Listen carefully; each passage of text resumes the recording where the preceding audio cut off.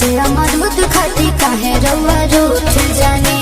अच्छा हाँ जी नहाई ले लू गंगवा ए गोरी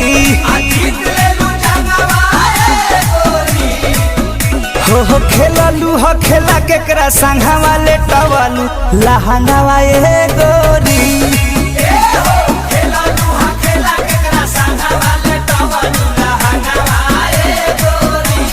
काहे बताई।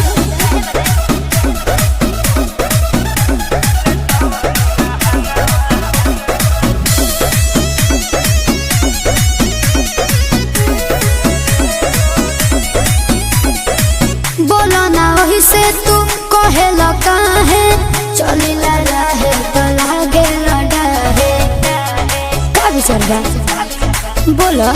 जानतानी गोरी हो तोहार बाजार बड़ी गरम बा है कौन हो कुंवर के भतार लागोता काहे सरम बा हिलावलू पलंगवा ए गोरी हिलाइल माया लंगवा ए गोरी हा खेललू हो खेला केकरा संघवा ले टवलू लहंगवा ए गोरी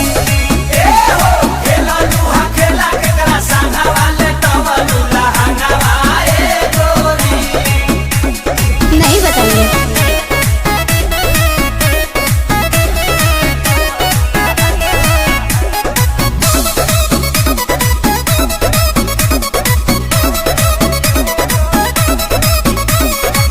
काहे के इज्जत को फेरेला पानी काहे हवाले कोई दे बुझवानी आज भर बर्दाश्त करो।